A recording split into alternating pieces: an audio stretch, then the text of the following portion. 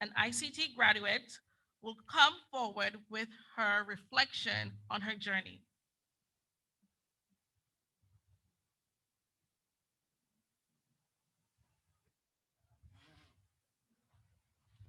Good afternoon. As I entered one chapter of my life and entered a new one, moving into the ninth grade, I heard of an opportunity to become a part of a 6 weeks at Information and Communication Technology ICT summer program in 2018 from my computer teacher. My immediate response was, I want to be a part of that program. Can I join?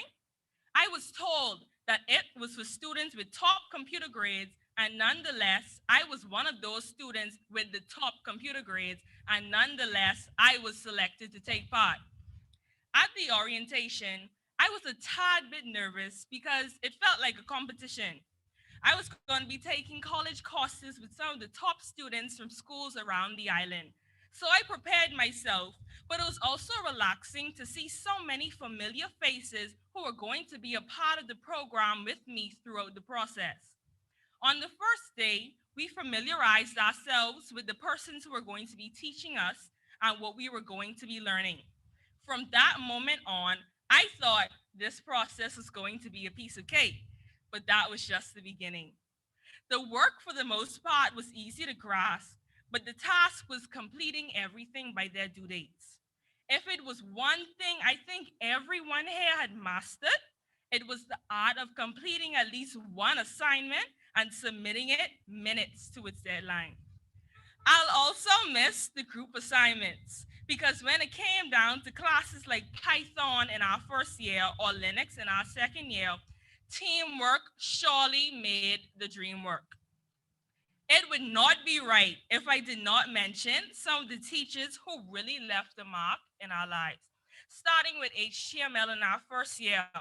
The late Mr. Morris. Oh, how I loved his class. Even though I'm sure we were a handful in this class, he was a very kind man that always encouraged us. Then it was Mr. Goodman, truly gone but will never be forgotten. He is what we knew as a jokester. About every class we had with him, he would warn me about hanging out with bad company.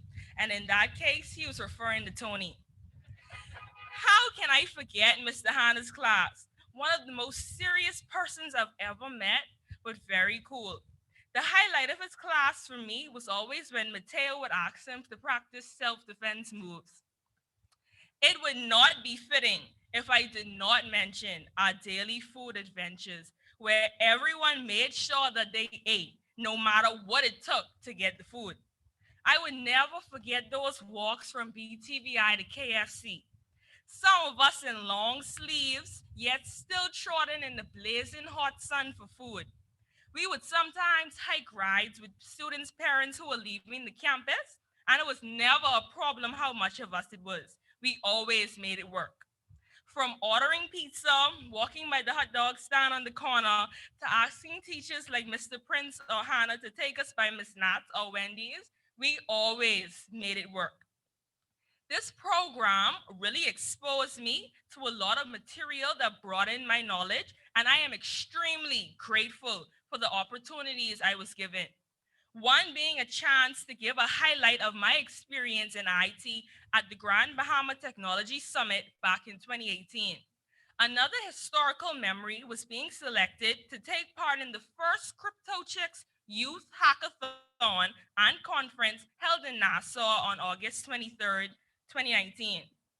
Even though we did not place first, my team's idea caught the attention of judges,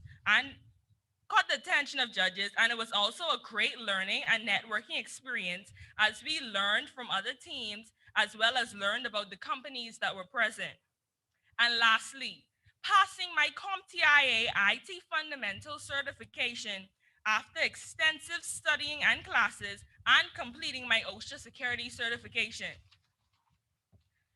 In a summation of it all, this program was one of the best experiences for me academically and socially.